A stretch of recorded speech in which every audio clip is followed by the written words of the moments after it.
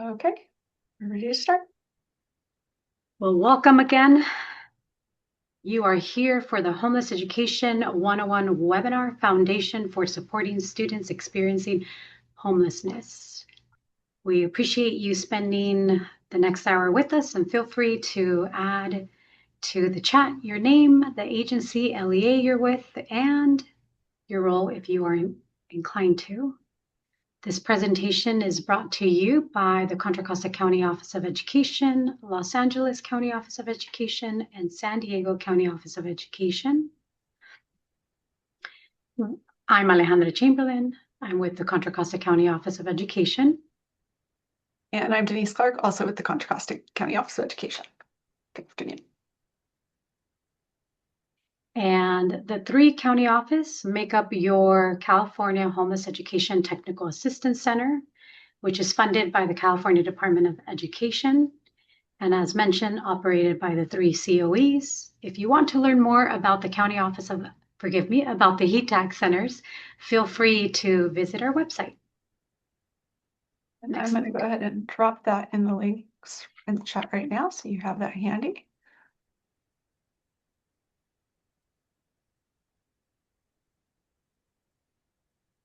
Our agenda for the day: we will be reviewing the law, the definitions, identification and enrollment, school of origin, equal access, coordination and collaboration, local liaisons, and resources. One more time, for those who might have just joined us, feel free to ask questions in the Q&A. Please note that we will do our very best to answer questions, but if we don't get to them, we will find a way to answer your question. And before we get started, just a quick acknowledgement. Content for this presentation was informed by and adapted from a presentation that was given by California Department of Education, the Homeless Education Program, in September. So based on that information that was provided earlier this year, and that presentation was Homeless Education 101. So this information will be consistent with what was presented to our LEA, or local education agency, Education for Homeless Children and Youth liaisons earlier in this program year. We do in education, we love our acronyms. So we wanted to start out with a couple acronyms. If you're new to the role, we're supporting homeless children and youth, or are just not as familiar with some of these, we just wanted to provide this, as we will be referring to a couple acronyms throughout this presentation. A couple I want to point out on this slide, of course, is the CalPADS, or California Longitudinal Pupil Achievement Data System. That is where we gather twice a year, primarily the homeless education or homeless youth enrollment numbers. And so that's something that we'll be talking a little bit about. The Consolidated Application and Reporting System, or CARS, is where some homeless education, professional development, and other reporting is required as part of the CARS report. We'll talk a little bit about that. I also want to mention HUD, or Department of Housing and Urban Development. They define homeless homeless status as slightly different under the education requirement. So we will talk about that a little bit as we talk about definitions. And some additional acronyms. Housing questionnaire will come up later, but that's one of our key tools for identification of homeless children and youth. IDEA is special education. Of course, LEA will be referred to frequently in this presentation. LEAs include your county offices, your districts, and your charter schools. And then there's some additional acronyms there, school of origin being one of them we will focus a little bit more time on, and unaccompanied youth as well. And so before we dive in, and to reiterate, Alejandra, it's a lot of information we're going to cover today. It is foundational. So if you've been working in supporting homeless education or youth for a while, this will look very familiar. If not, we're kind of covering everything. So we won't be able to go too far in depth to individual scenarios or a lot of kind of the gray areas here, but this will give you a general foundation of the laws, the education code, some of the protected rights of homeless children and youth, and some of the information in terms of the homeless liaison role.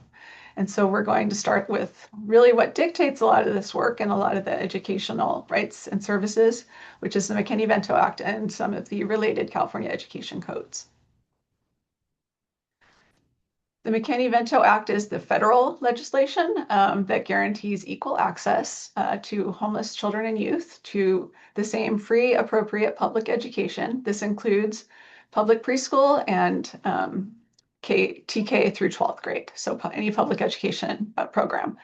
And again, homeless students must have access to all educational and related services that they need to enable them to meet the same challenging state academic standards to which all students are held. So really, the federal law is to ensure equal access for our students that are experiencing housing instability. So they have the same access and support services available to all students in public education. Additionally, LEAs, that includes your charters, your districts, and your school sites and COEs are required to review and undertake steps to revise their regulations, practices, and policies, removing barriers to identification, enrollments, attendance, or success in school of homeless children and youth. So again, all required to remove barriers to make sure children are still able to access attending school and any support services while they're experiencing housing instability. Under McKinney-Vento, LEAs must also collaborate and coordinate with federal, and state education programs, including and primarily Title I. We'll talk a little bit about that later in the presentation. And it's also important to note that homeless students may not be separated from mainstream school environments. So they should be in the public school system and classrooms just like any other student, and they have rights to do so.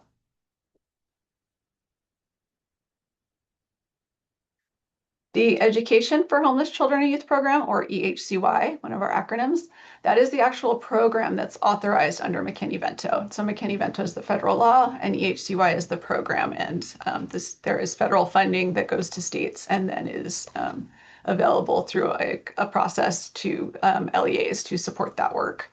The McKinney-Vento Act, for context, was originally authorized in 1987. And it was most recently authorized in December 2015 by this Every Student Succeeds Act. And so if you're interested in looking at the full legislation, that can be found at the link there. It's also available on our HETAC website. There are 2 tabs which will provide you both the federal legislation as well as some of the state education code, which I'll be also talking about in a moment. I mentioned our California education codes. California, we actually have quite a few education codes that further support the McKinney-Vento Act here locally. Every state's a little bit different, but we have quite a few. You'll see throughout the presentation, we do have some citation to specific California Ed Code, but we have listed all of the Ed Code sections here that mention homeless education or any rights or related services there. Again, on our HETAC website, if you want to look into specifics, we have them all itemized in there, and you can take a deep dive into legislation and Ed Code. But those will be very important if you're in the role of supporting homeless children and youth, and you need to look up specific California Ed Code. Those are very helpful. And that's where you can find them. And now we will go into some causes and impacts of homeless education. Thank you, Denise. Next slide. Causes of homelessness. So many of you who are currently the liaison or work very closely with the liaison can confirm that the circle with the different pockets are some of the causes that can potentially cause homelessness, eviction or loss of housing, lack of affordable housing, natural disasters, domestic violence, family conflict. So if you could take a moment and put in the chat, what are some of the other potential causes with regards to homelessness? I know many of you have firsthand experience, and we would love to have those put in the chat.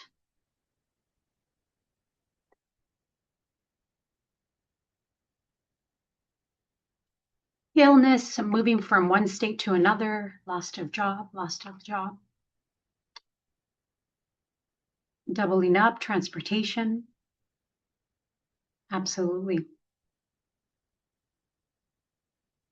So there are obviously many: death of a parent, guardian. Yes, that is unfortunately, realistically, mental health, moving from another country.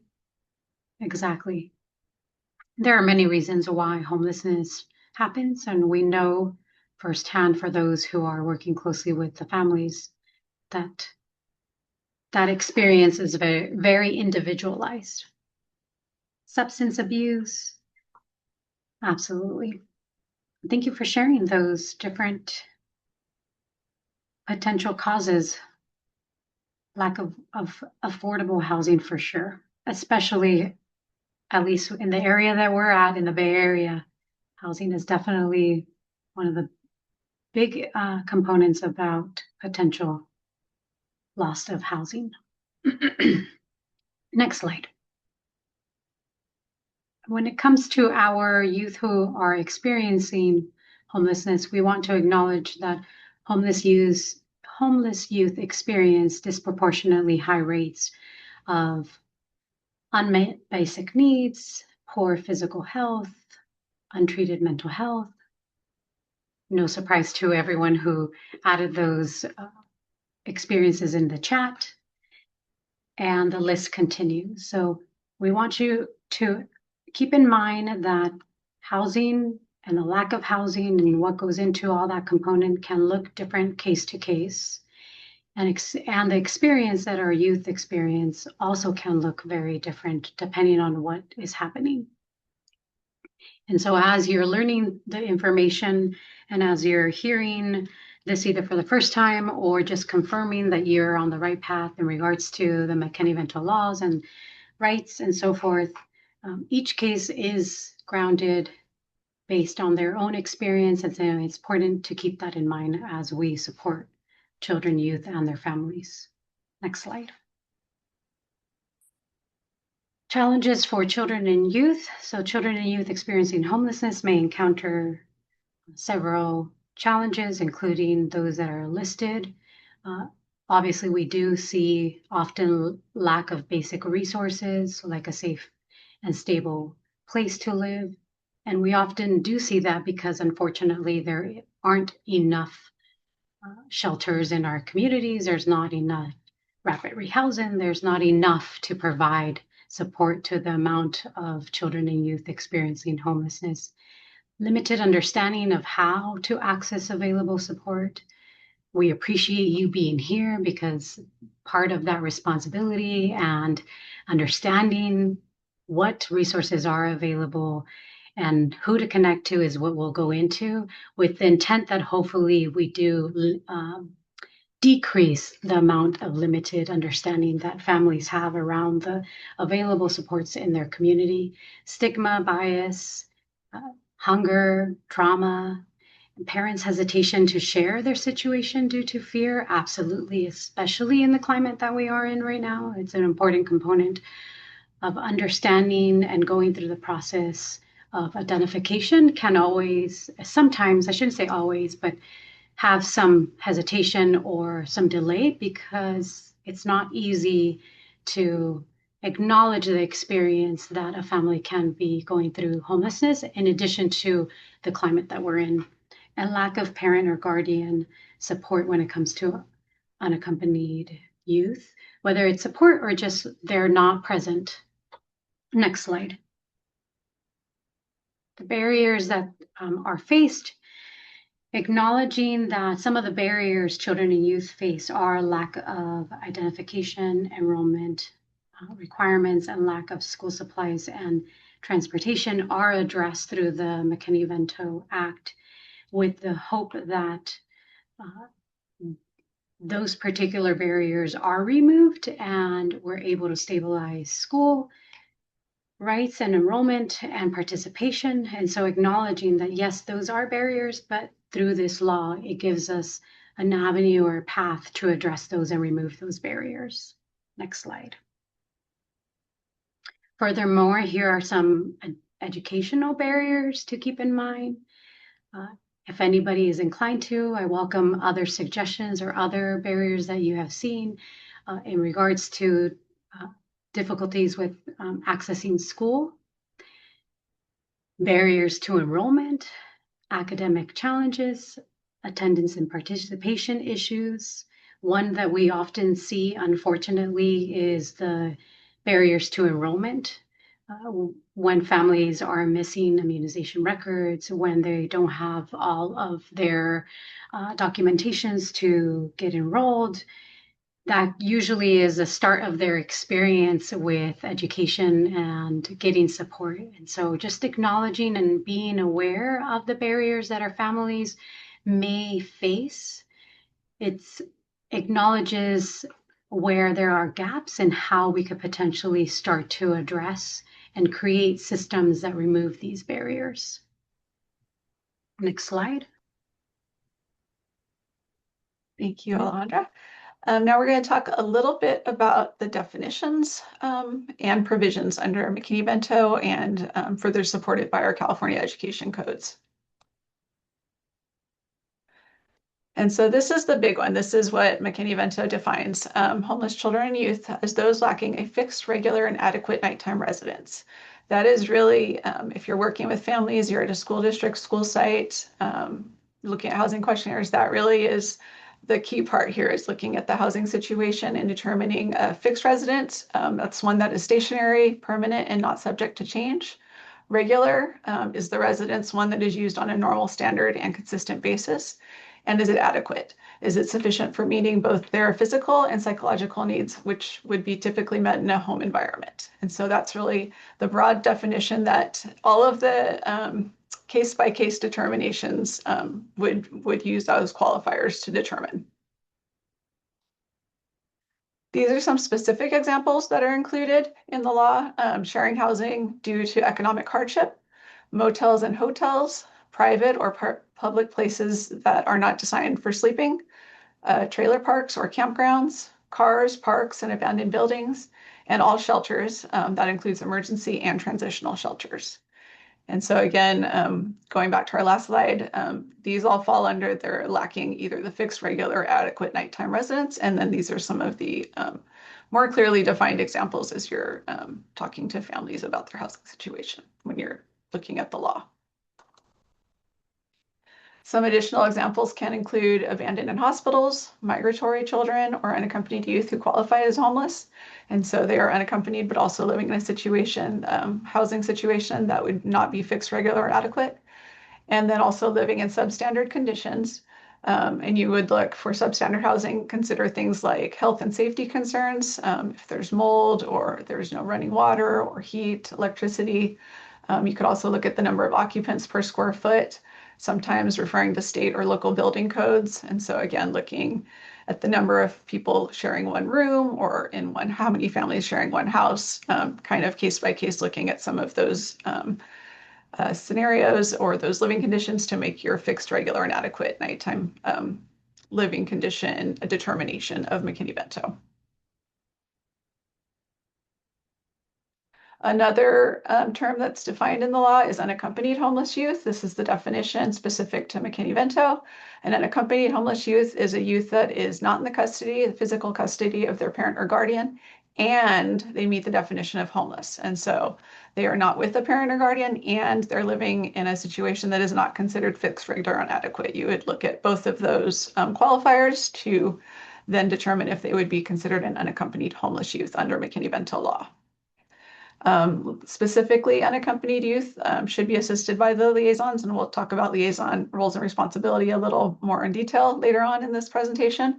But unaccompanied youth should be assisted by the liaison to choose and enroll in school, giving priority to the youth's wishes. And so, again, they're not with a parent or guardian.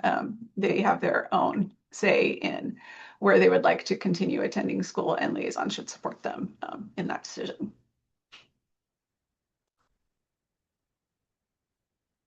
And now we're going to take a brief pause. It's a lot of information. And just out of curiosity, depending on who's on our webinar today, how do LEAs or school sites identify and enroll students experiencing homelessness? We know the definitions now under the law, but how do you think districts and school sites actually identify and enroll students? If you want to take a moment to share in the chat. I'm going to take just a brief pause. Housing questionnaire. Yes, thank you. I was hoping somebody would say that. Housing questionnaire. Perfect. Yep, great. Self-reported, yes. During registration, housing questionnaire. Excellent. Needs assessment, housing. Okay. Yep, great. It looks like a lot of folks are aware of and using the housing questionnaire, and that's exactly what we wanted to hear. So that's excellent. Attendance issues is a great one. Yes, counselors, all of these are great. And there's the homeless education poster as well. So wonderful. We'll be talking about some of these things as we go along, but it is great to see that folks are aware of and using the housing questionnaire.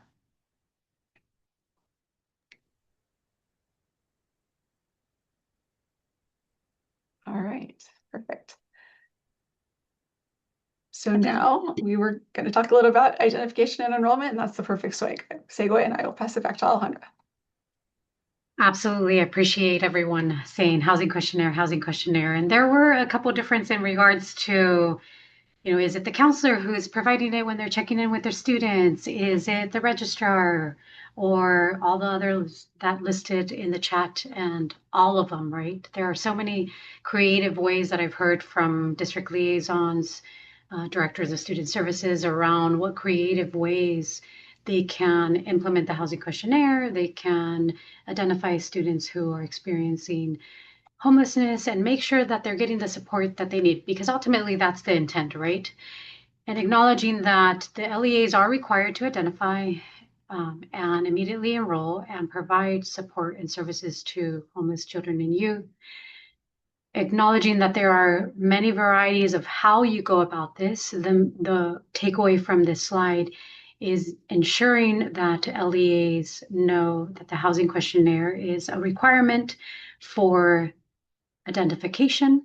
And one of the best practice in identifying students, that particular housing questionnaire can be folded into a variety of ways or roles or opportunities to identify. But the main thing we want to make sure is that the housing questionnaire is available. It is a requirement, and you can find the housing questionnaire at the link provided in the chat, which we will share with you all at the end of our presentation. And there will also be the recordings within a week. So just if anyone is curious or just joined us, as well as the housing questionnaire guide is available at that link below. Next slide. In addition to the housing questionnaire, many of you are very familiar with this little poster, and that is absolutely another option, is to make sure that posters are available at your district sites as well as your school sites.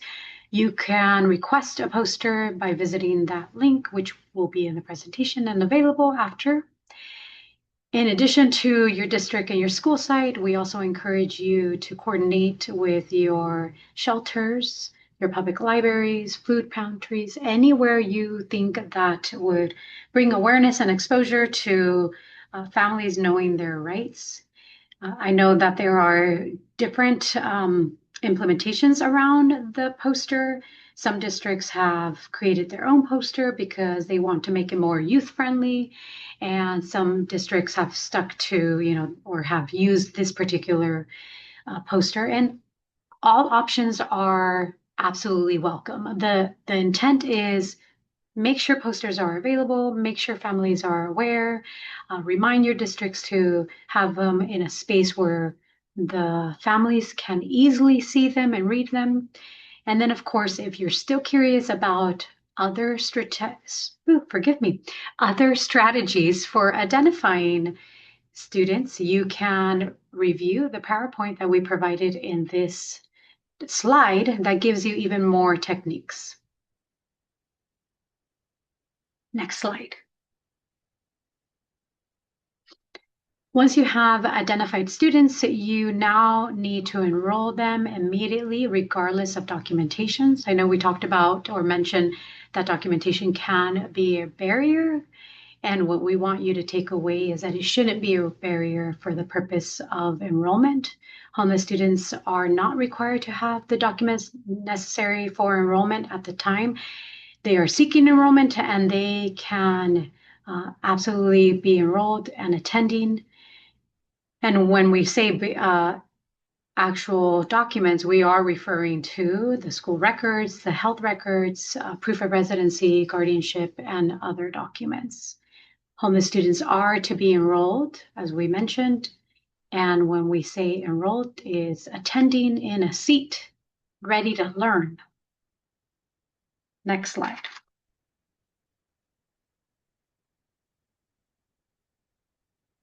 In addition, LEAs must develop, review, and revise their policies to remove barriers to the identification, enrollment, and retention of children and youth who are experiencing homelessness. And that can be, is there something in your policy that speaks to fees being a reason for not allowing students to enroll? Is there something in your policy that unintentionally creates additional steps in the process of enrollment that delays the enrollment and it doesn't allow students to be in the seat learning? So it's a good practice to review your policies yearly. I know that sometimes that's unrealistic, so I recommend do it every other year at least, with the intention of looking at what can potentially be creating a barrier that is not intended, but sometimes happens. Enrollment and enrolled and enrollment means, as I had mentioned previously, that they are attending class and participating fully in school activities. So acknowledging all of the information is grounded in the McKinney-Vento law. We want to also acknowledge that Ed Code 48850 aligns with the same provisions related to immediate enrollment for children and youth experiencing homelessness. Next slide. Lastly, any school records for students experiencing homelessness need to be transferred from one LEA to another and should be transferred promptly and in consistence with FERPA. In addition, if you have any questions about FERPA and the requirements, I know that that always gets gray for staff members around what can be shared, what cannot be shared. A side note, if you are a Keenan district, there is a FERPA training that I recommend you to take as well to provide to your school sites as a way to ensure that everyone's on the same page around what can be shared, what cannot be shared, so that when those requests come in, information is moved from one district to another district with the intent of making sure kiddos who are already dealing with a lot are in that seat and learning as soon as possible. Next slide. For our preschool enrollments, homeless liaisons are required to identify preschool age children experiencing homelessness through outreach and coordination activities with outside agencies. So if you're a district liaison, I imagine this isn't anything new, but if you weren't aware of this, then something to note around how you can partner with Head Start, your local community preschools. There is a variety of different agencies within most counties that provide a portion of how kiddos get enrolled. And you can visit our HETAC website that gives you an outreach poster as well as different agencies that you could think about when you're thinking about, like, who do I outreach to?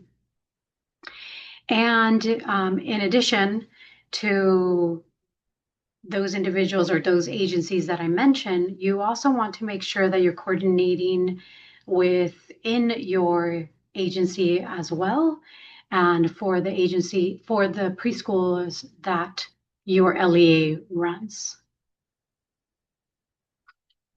Next slide. Anything you want to add to that one that I might have missed, Denise? No, you covered it. And charters. Acknowledging that charters is always an area where it gets a little gray and confusing.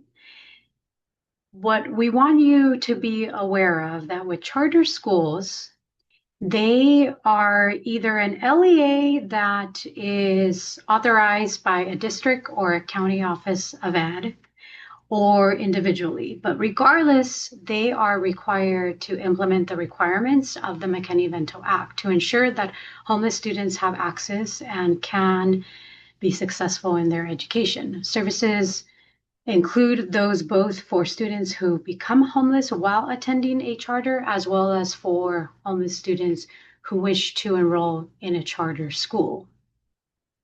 Charter schools grants under the Title I, Part C must work with charter schools to on recruitment and enrollment practices to promote inclusion of all students, including eliminating any barriers to enrollment for children and youth experiencing homelessness, our foster youth and unaccompanied youth.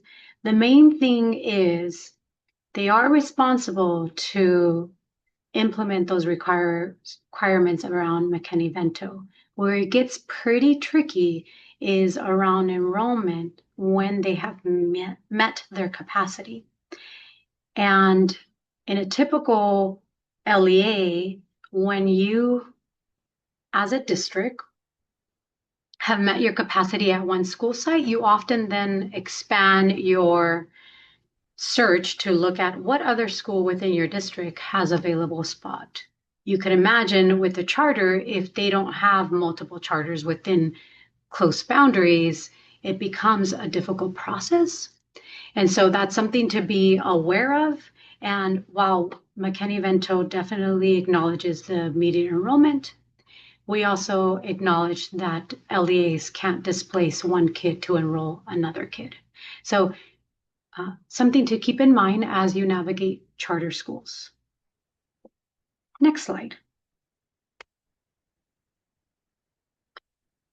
Enrollment reporting requirements. All LEAs are required to report the number of homeless students enrolled during a school year through the CalPADS annually. And the CalPADS is a longitudinal data system used to maintain individual data, including students' demographic, course data, disciplinary assessments, school staff assignments, and other information.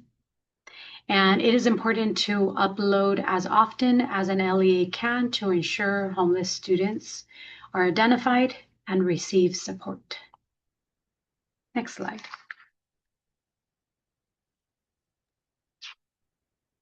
Question. How much time do we have for questions, Denise? We do have a lot of content, but I've been trying to answer the questions in the Q&A as they've been coming up. I do see one in the chat as well, and it's asking if a student who is an unaccompanied youth is enrolled in a school, can they unenroll or request transfer to a different school? So again, if they meet the eligibility requirements of unaccompanied and homeless under the McKinney-Vento definition, then you would want to take the youth's wishes into consideration and encourage, actually, well, I would have the conversation first to encourage to stay at school of origin if that's feasible, because that's depending on how long they've been there and how much time they have left in school. But we do know unaccompanied youth, for various reasons, sometimes need to change schools. It could be bullying, or depending on where they're staying, there's various, case by case, you would want to have that discussion with the unaccompanied youth. And if they, again, are eligible under those qualifiers, you should really try to go with their wishes of where they want to attend while having those conversations.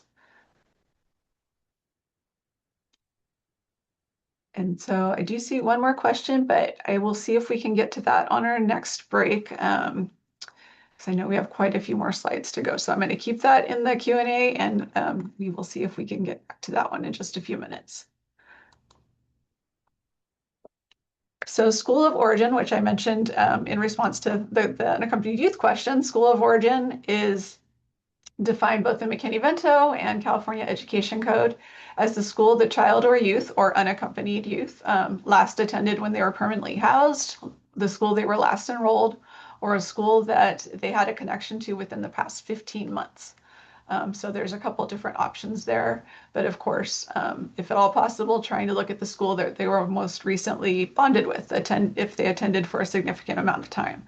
This also includes preschools and feeder school patterns. So there's some more information that goes to specific into the feeder school patterns which we can go into if we get a little more time. But essentially, you want to look at all of these elements to where the student was last connected and attending, because that's going to be most likely where they're going to feel comfortable and want to maintain those relationships with teachers and their classmates, et cetera, while they're going through the period of housing instability.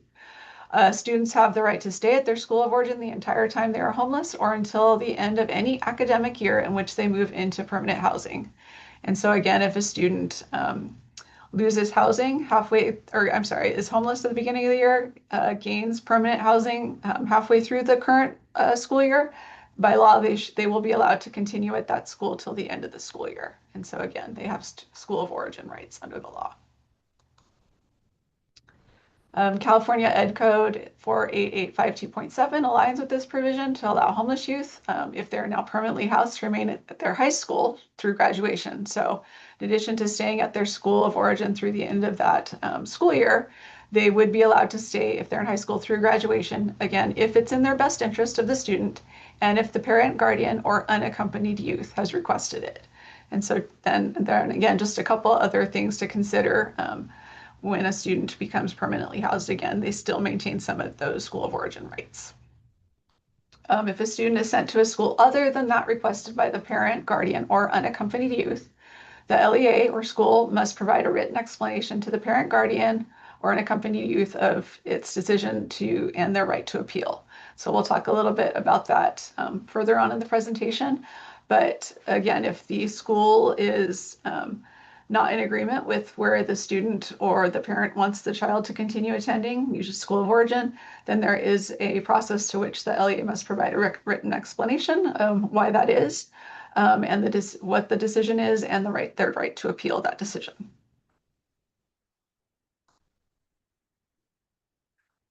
More on determining school stability. In determining best interest, again, presume that keeping the student in the school of origin is in their best interest, unless it's contrary to the request of the parent, guardian, or unaccompanied youth.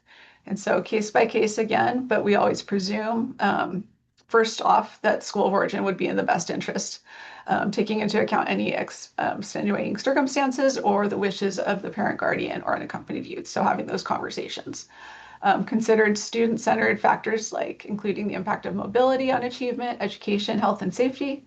Again, discussing if school of origin, if there's bullying issues, if the student hadn't really attended at that school for a very long time, what time of the year it is, how long are they actually connected to that school, looking at all of those factors when making the best interest determination. Giving priority to the request of the parent and guardian. And again, as mentioned earlier, giving priority to the unaccompanied youth's request. And so this will all help determine school stability and kind of making sure that decisions are made within the best interest of the student and where they are most comfortable attending and have the most connection to.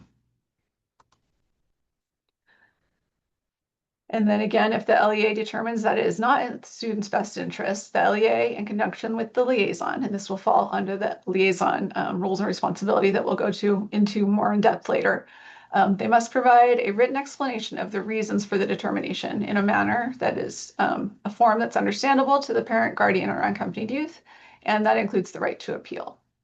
And so again, if the school disagrees with where the unaccompanied youth or the parent, if it's an accompanied youth, wants to attend, they do have to provide that determination in a written format, explaining why they made that determination and explaining their right to appeal. Along with school of origin rights and immediate enrollment, which we talked about earlier, McKinney-Vento and EdCode also guarantee equal access for students experiencing homelessness to all of the education programs for which any other student would be eligible. That includes gifted and talented education, special education, of course, migrant education, English learner programs, transportation is a big one, vocational education, Title I is another equal access one that definitely is related to McKinney-Vento and support services. Luckily in California, we have right now free meal programs, so that's definitely something, but always making sure the students are connected to the meal program, before and after school programs, and higher education. So making sure that our students have equal access and are supported to access all of these programs that are available in public education. Another responsibility of LEAs in terms of homeless children and youth under the law and Ed Code is making sure that policies are in place to ensure identification, enrollment, and access to educational services and supports. So all of those services and supports we just mentioned in the last slide. LEAs are required to develop and implement local policies, again, to support primarily the identification, enrollment, and retention. This includes for our unaccompanied homeless youth. It should definitely include the policy should address how the LEA is removing barriers due to fines, fees, and absences. So ideally, the waiving of fines, fees, and absences for any students that should not be a barrier to their enrollment or participation in any school activity. And also making sure that credit accrual and full participation and academic and extracurricular activities should be addressed in those school policies as well, all leading to school stability, being supported through transportation, privacy, and collaboration. And so these are all key areas that want to make sure that LEAs and districts and school sites are addressing in their policies and procedures.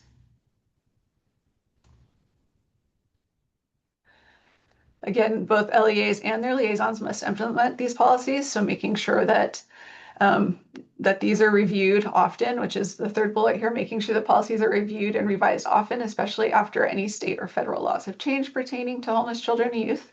I believe the last major time that happened was around 2015, and so a lot of things were updated at that point, and just making sure that those are regularly reviewed. And California Ed Code Section 51225 is aligned with these requirements. I believe that's the graduation requirements. Just making sure that policies are in line with that and how that pertains to students experiencing homelessness and their credit accrual and graduation options.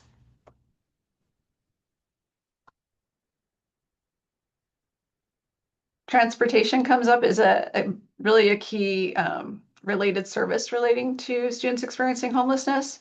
And part of that is local liaisons must ensure that the parent, guardian of homeless or the unaccompanied youth is fully informed of any transportation services that might be available. This includes transportation to and from the school of origin and assisting with accessing transportation to the school selected in accordance with their best interest determination. And so again, making sure that if student was at their school of origin, they had to relocate due to one of the reasons under the law, they lost housing, they were evicted, et cetera, and now they're living in a temporary situation, they still have rights to attend that school of origin.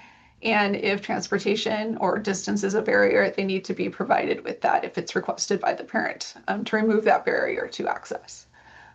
LEAs must provide homeless students in situations with transportation services comparable to other students in school as well. And so if there is school bus transportation provided, making sure that your students are referred to and connected to that service.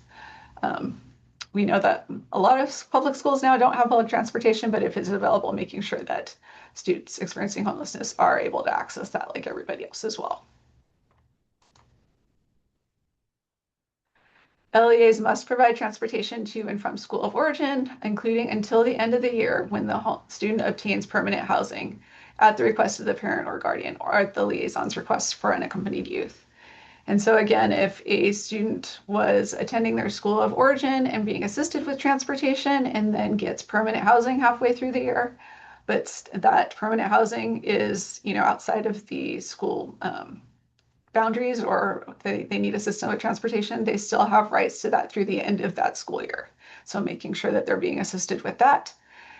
And if the LEA of origin and the LEA of residence cannot agree on who will pay, generally the two districts or districts will split the cost of that. And so they do have to come to some agreement of how they will share those costs. And there is some guidance around that. And so, there's various ways that can be agreed to, but there is some guidance that CDE offers. There's a education transportation PowerPoint available on the website, and there is transportation agreements that you can use as a sample. Rule of thumb, though, is if the two districts can agree on share of costs, then it would be about a 50-50 split. And so that's kind of the rule of thumb if there is not a different agreement in place. All homeless children and youth should be able to receive assistance from counselor and to advise them and prepare them to get ready for college. And so liaisons must ensure that unaccompanied homeless youth are informed of their status as independent students and may obtain assistance from the liaison to receive verification of that status. And so for our high schoolers who are experiencing homelessness, again, making sure that our counselors are prioritizing so they can get the information they need and advise them of their options for college, looking at the credit exemptions if that's something that they're eligible for, and discussing what their options are after high school because of that.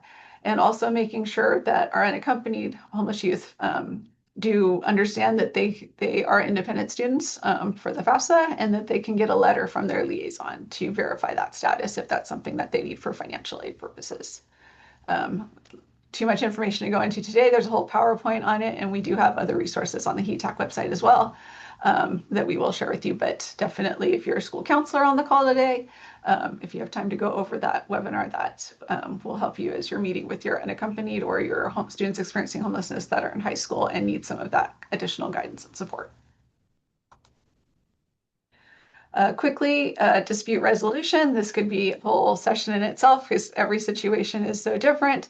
But again, if a dispute arises over eligibility, school selection, or enrollment, and those are the three key areas that can be disputed under McKinney-Vento, again, you want to make sure, regardless of a dispute, the student would be immediately enrolled in the school to which enrollment is sought, either by the parent guardian or an accompanied youth. So again, letting them enroll immediately, and the dispute process would carry out while that student is attending and fully participating in school.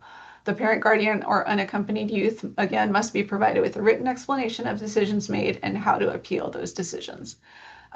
There will be a future webinar on that whole process, but what you need to know is that they can dispute their disputes either from the district level or the family and unaccompanied youth, but it would be over eligibility, school selection, or enrollment. Those are the three areas that could be disputed if there's a disagreement under the law.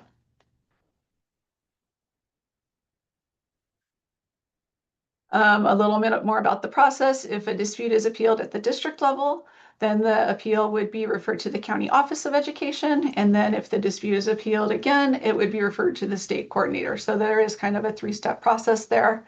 Again, there's a little bit more to it, and then the information that needs to be collected. But what, again, you need to know, those three areas that could be disputed, that information needs provided to the family or the student in writing. And then the appeal process would need to be explained in that document as well. And so there is a reference there to California Department of Ed's website addressing the dispute process that provides a little bit more information. And then again, there will be a future webinar that talks about that a little more in detail. And we'll take a quick break, acknowledging we're at 1:50, and see we have quite a few questions. Alejandra, did you see any that we have time for? They look pretty specific as I'm glancing at them.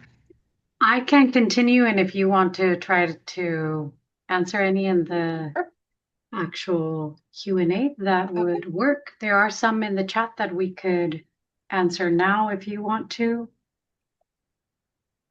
Maybe you pick one or two. Let's see, I did see one about housing questionnaire and whether, I'm going to assume that they were asking whether it is, we have it available in other languages, and we do. They indicated the ask about whether SurveyMonkey can be an option.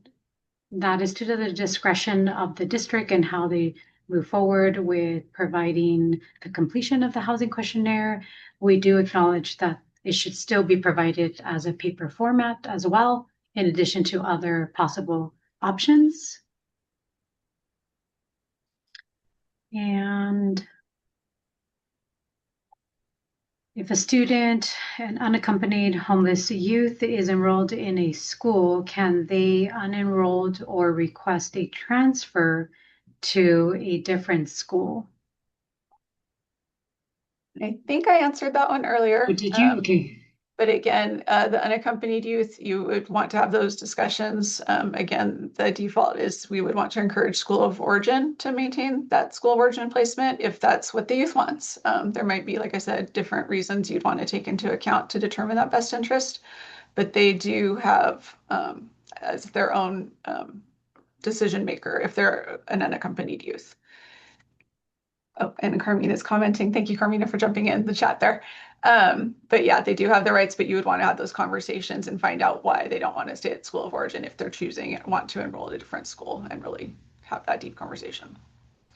And the question was about, can they dispute over transportation? And the answer was provided by Carmela in regards to the disputes are only for eligibility, school selection, or enrollment, not transportation. Thank you. I think due to time, we will, like I said, it's a lot to cover. We'll go ahead and move on. And then again, we'll, at the end, if time allows, we can get into some of these more detailed questions that I see in the Q&A. Next slide. Coordinating within the LEA. So I mentioned a little bit about how we can coordinate with our LEA when I talked or went through the slide about preschool. So this further along is really at the core of LEAs coordinating with a variety of programs. And so that can include your Title I, special education, microeducation, transportation, food services, and even data. There was a question about CalPads and how do you get access to that? So it's a great opportunity to bring together all the different parts that support the success of children and youth being in school and continuing in school. And information about a homeless child's living situation is a student education record, so it is subject to FERPA. And so a little plug again, Keenan provides a quick FERPA training that is free for those who are part of Keenan, and it's a great way to understand what are the boundaries around what can be shared and what cannot be shared and with whom. Next slide. For Title I, homeless children are automatically eligible for Title I services regardless of their current academic performance and their school of attendance. And state report cards must disaggregate achievement and high school graduation data for homeless students. We want to make sure that not only are we obviously identifying the students, making sure they're getting the supports, but then reporting back that information. And ultimately, local plans must be coordinated with the McKinney-Vento programs and describe the services provided to homeless students, included any reservations of funds and how that is supporting their enrollments and attendance and success. Next slide. All LEAs that receive Title I Part A funds must put aside funds necessary to provide homeless children services in comparisons to students. And so I know the question always comes up, well, what does that mean in regards to the set aside and making sure that it's considered in regards to how many students are the district supporting. And I encourage all of you to have conversations with your homeless or McKinney-Vento liaison, to have conversations with your director of student services, to have conversations with your Title I around how many children and youth who are experiencing homelessness are you supporting? What kind of supports do they need? And collect that data with the intent to make the case around what and how much is being reserved. Often we see that there is some intent and sometimes there are restrictions or boundaries around how much, because obviously administrators have to make an informed decision, but often we do see a disconnect around what's happening at the school site level, what's happening at the district level, and making sure that they are aware of the actual need and communicating that in a way that then informs the decision around that set aside. Next slide. And some allowable uses of these funds are making sure that kiddos have what they need in order to be attending despite the school of attendance, and services not ordinarily provided to other students can be included. And that includes transportation. Title I Part A reservation funds for homeless education can be found at the website provided. Next slide. Through the CARS report, LEAs are required to indicate how much they are setting aside and what that Title I the services that they are providing. And if you are the liaison, have a conversation with your Title I director who is completing your CARS report. Gently, curiosity wise, ask, how much money is set aside and what services have you reported, and provide some clarification if it's not accurate. CARS is a two-part application and reporting process for multiple states and federal, with the intention of really capturing the data around how are these services implemented, who is getting support, training, and all of that being documented. There is a winter release and a spring release. The winter is in January through February, and then the spring is May through June. And that is annually. Next slide. Effective coordination between the two programs, given the requirements of both to serve homeless children and youth, can be an important part of this. That is your Title I and your homeless education program, aka your homeless liaison, to come together to talk about not only the funding, which really helps drive the conversation around the support, but also to show up with how many children and youth are you identifying at a school site, at a district site? What are the barriers? What are the issues that are coming to the school site and the district liaison? And sharing what are some of those pressure points that are creating additional barriers, creating some additional gaps unintentionally by not being able to collaborate. So it is important to include the homeless education liaison on LEA level plans, because often they are aware and know what is happening. And for those of you who are like, yes, I am the liaison and I do know this information, how do I ensure that the district staff hear this information? I encourage you to put together an end of year report to be able to share all the work that you do throughout the year, to share the number of children and families that you're supporting, to share the concerns and the themes that you continue to experience, as that will continue to bring awareness and hopefully create change. All about data and homeless education PowerPoint is located on the link provided in the slides if you're interested and want to learn more.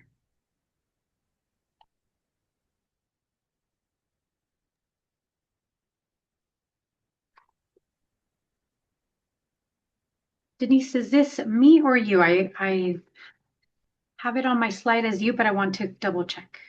That's okay. Yes, so Alejandra talked a little bit about Title I and maybe your person that completes your CARS report at your district or school site. And we wanted to take an opportunity to just see what other departments or programs within your school site or district might you need to coordinate with to support students experiencing homelessness.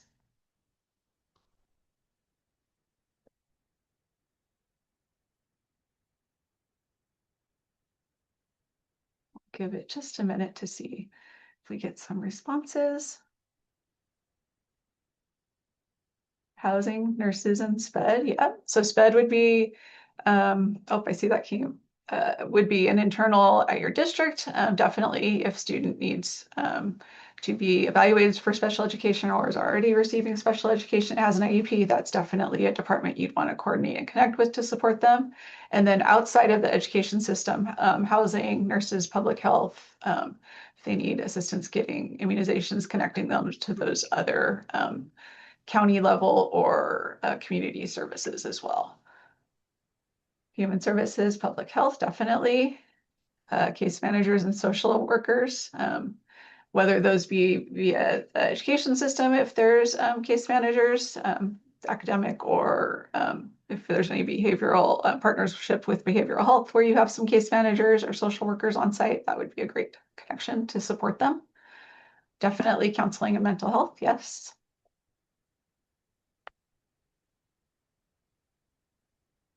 Nobody put transportation. Transportation would be one definitely that comes into play a lot. And it's usually, again, Title I, transportation sped, if they have an IEP or need to be evaluated. Your attendance folks, those are great folks to definitely connect with and make sure that your students get SARBed or are having attendance issues and you have knowledge that family or students experiencing housing instability. That would be somebody definitely to connect with and make sure you're in communication with. So there's a lot, of course. It depends on the specific needs of the student, but yeah, it's definitely any type of wraparound or other department supports that you can coordinate with that will definitely increase the stability and the support of our students experiencing homelessness, just making sure those connections are happening and they are being supported with any services through departments that are available at the school site and beyond. A good one is also your PTAs. You never know when you have an active PTA or an active parent who wants to support if there's something that a homeless child or youth or family that needs, reach out to your PTA. I've heard that from a variety of liaisons. And each school, as we know, each school district community has different resources, but definitely if you're in the liaison role and you know, being aware of internally what's available and who you can connect with, and then throughout your community as well, based on the individual needs of that student. Oops, sorry, I jumped ahead. Now we've talked a few times liaison role has come up, but basically who does the majority of this work and who really helps carry out under the law of McKinney-Vento and the Ed Code and making sure those things are happening at the school sites and district level. That is our liaisons. They're vital to the role of identification and support of our students experiencing homelessness. And under McKinney-Vento, every LEA must designate a McKinney-Vento liaison. And so liaisons are there to ensure that homeless students are able to enroll and have full and equal opportunity to succeed in school. Children and youth in homeless situations, they're making sure they're assisting with and training others to help identify and provide outreach and coordination with other entities. So they're really, the liaisons really in that role to inform families and students and staff of McKinney-Vento and what supports are available, as well as external partners and making sure that they're doing that outreach and coordination across agencies. Really making sure that access is provided to all of our students experiencing homelessness and those barriers to enrollment and retention are being removed. And so that's the primary role initially of the liaison. There's much more to it, but that's under the law. Every LEA needs to designate somebody in that role to support these students. Outreach does involve or can involve public notice of education rights. And so that's kind of, that one would be our poster, the every student can enroll in school poster, making sure that that's posted in your front office, at the parent board, different places that parents, guardians, and unaccompanied youth might be accessing or passing by. Those posters from Department of Education are available on their website and you can request different translations.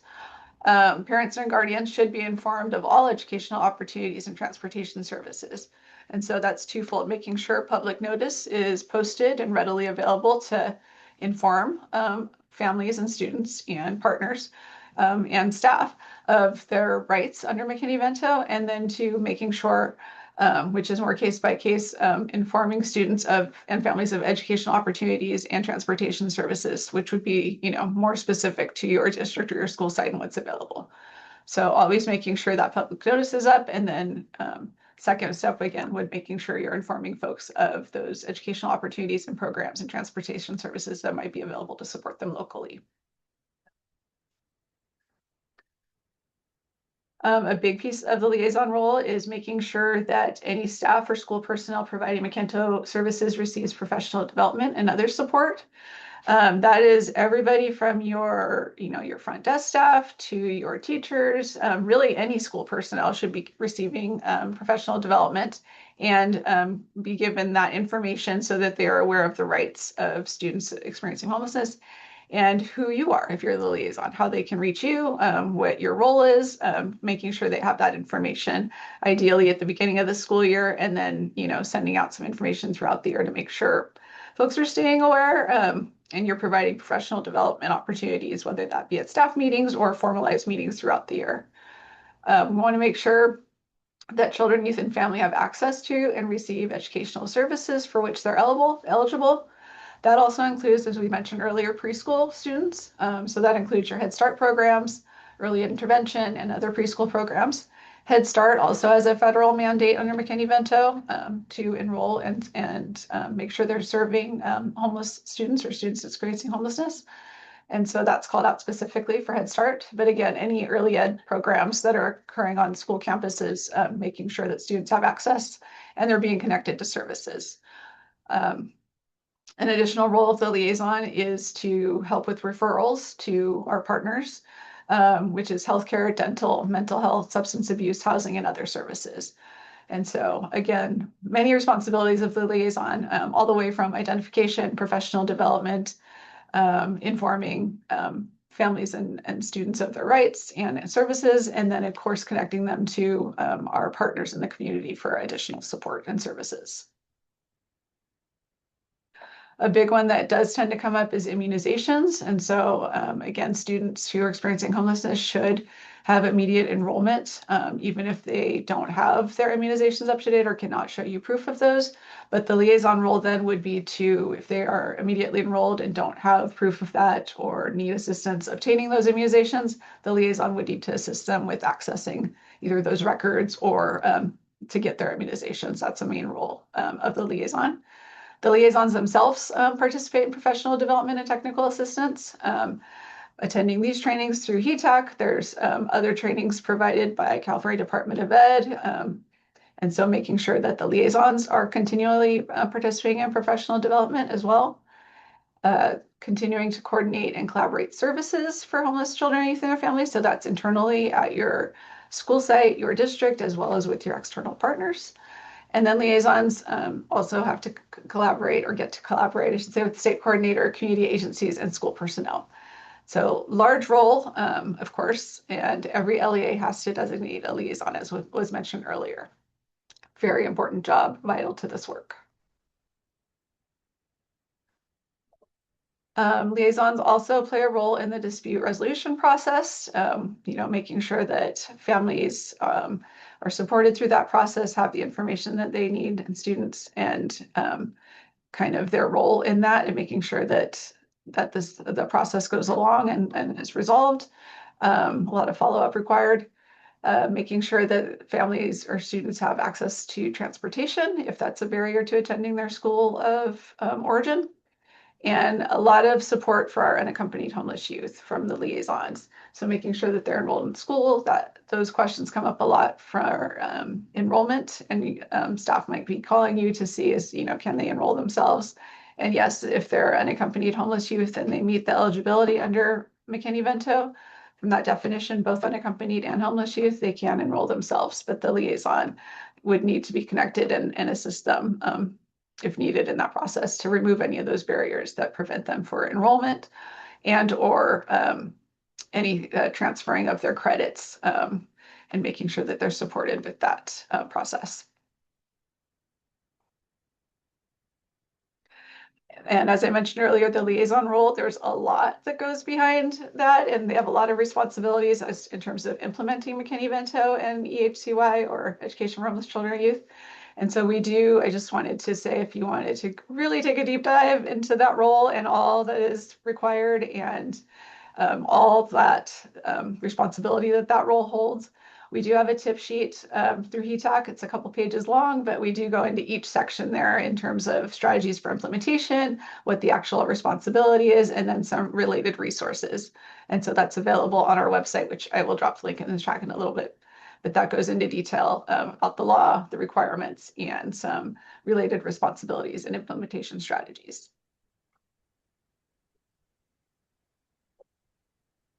Now I will pass it back to Alejandra. Thank you, Denise. Resources. Next slide, please. Liaisons and listservs. Join the Homeless Children and Youth Resources listserv to receive information and updates related to education information. So we will obviously provide these slides, and you will have a link so that you can join the listserv. And you can also see the list of liaisons by clicking on that page as well. Next slide.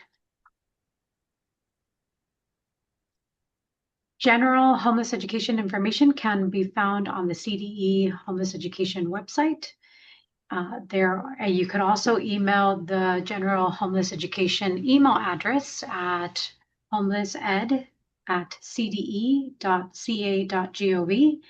And then, of course, you could always visit the HETAC website to either request some information with regards to a question you might have, or look at all the different resources or webinars previously done and learn more. Next slide. The National Center for Homeless Education website is the following, and that will provide an additional broader scope of homeless ed and some best practices, TA across the other states, not just in California. So keep that in mind. Sometimes it gets a little tricky keeping in mind that we have ed code in addition to McKinney-Vento, and some states do not. And so when you're going beyond California, just keep that in mind. And of course, Schoolhouse Connection is also a great website that you can visit to learn more about services for our children and youth experiencing homelessness. Next slide. Questions. I answered one in the chat, and I know there's a couple more, so let me bring those up.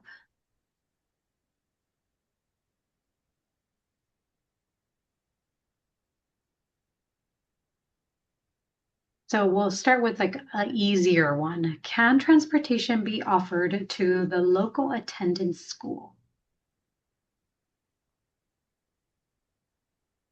So it can be offered, but it's the school of origin, it's intended to support attendance at the school of origin. And so there's nothing to say that a district can't offer it. I think that's great if they can offer it to the local attendance area. It just depends on, if that's something that's available. But that generally would only be required if they're requesting transportation back to school of origin. And what makes it pretty tricky is with many of our kiddos, they move. And so with that move comes the conversation around transportation and coordinating with your inner departments. In addition, coordinating with other districts, right? And having those conversations.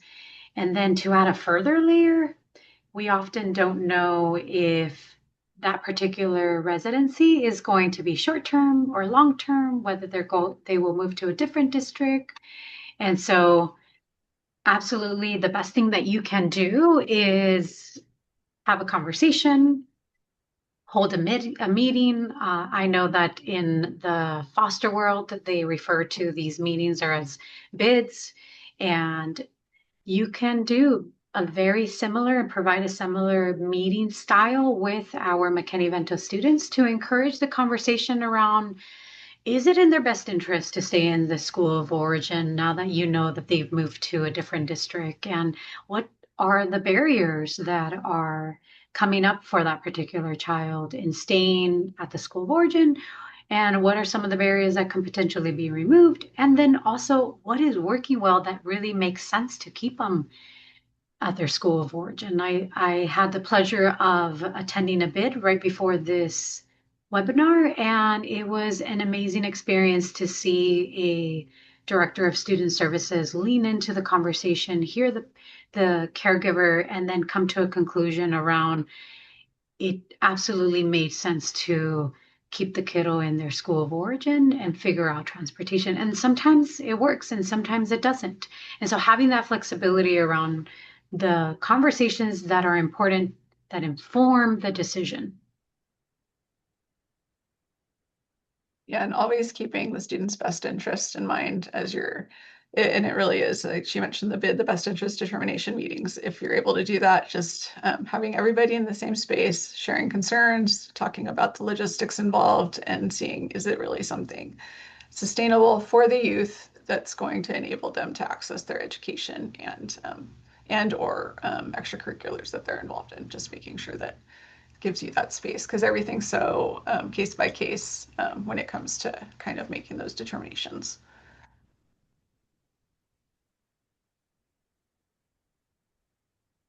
Yeah, acknowledging, yeah, school of origin might be too far. Those are all important components of that process and going through. In regards to our charter and enrollment, and what does that look like in regards to the district and information that is being shared with families.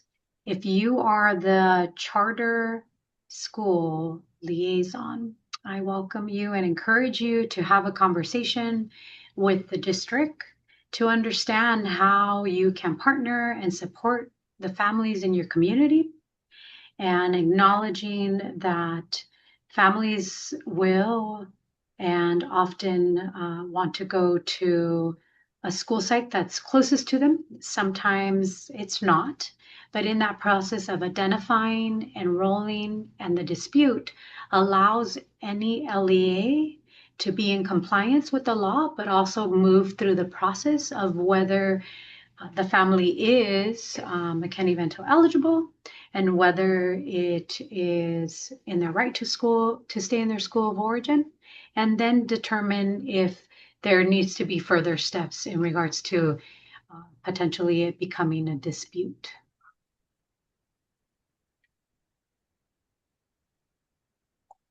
And then I do see some questions in our Q&A that are a little more nuanced.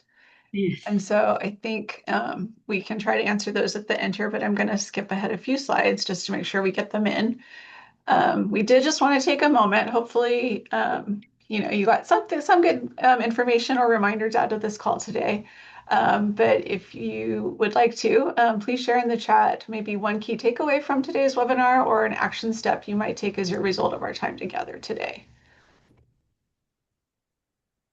And we do know we had a little over 100 folks on the call, so we acknowledge that all probably different roles or parts of supporting our students. And so if you're not the liaison for your LEA, what's hopefully an action step might be connecting with your liaison if you haven't already done so.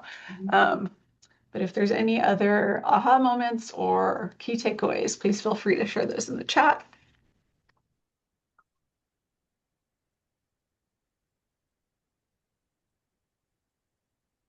Oh, good. Connections with your liaison, yes. And determining best interest, thank you. And we will acknowledge, having done this work for quite a few years, really every situation is so different. And so it's really just coming, especially at the county office role, is listening to the families and the liaisons and the folks supporting the students. And really just when you're trying to support them and making those best interest determinations and just listening a lot of times and having those conversations is a huge part of this work. Yes, keeping in mind, someone mentioned keeping in mind that situations vary by case. Absolutely. Mm-hmm. Engagement in FERPA training sounds like a great idea. Yes, and it's actually a very short, quick training. I recommend it. I just had all my staff completed because it's a good reminder of what can we share and what can not be shared. Liaison duties and responsibilities. Absolutely. We're glad that was helpful. I know that the liaison duties can sometimes feel like a long list of everything you have not done, but acknowledging that the intention is really make sure children and youth are enrolled, engaged, and participating.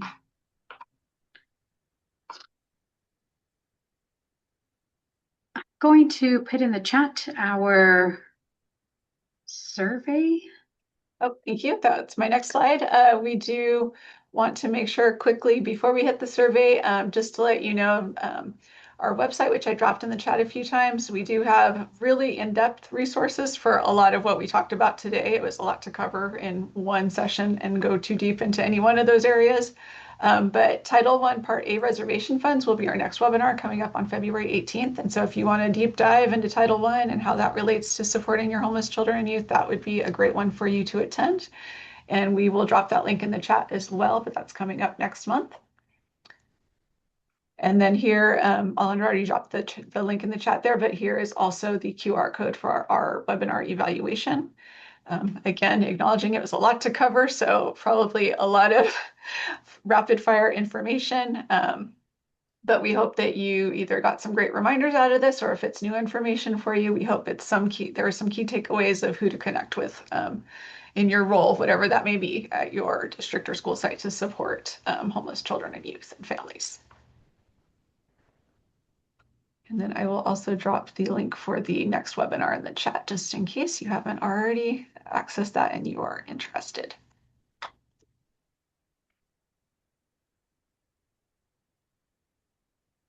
And we do want to thank you all for taking time today to join us.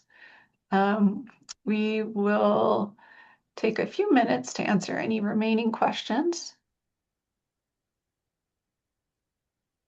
Let me drop this in the chat. And then just a quick reminder, this webinar was recorded, and the slide deck and recording links to both of those resources will be sent to everybody who registered today. So expect to see that email within the next few days or week maximum, but we do get that out within a week of the webinars.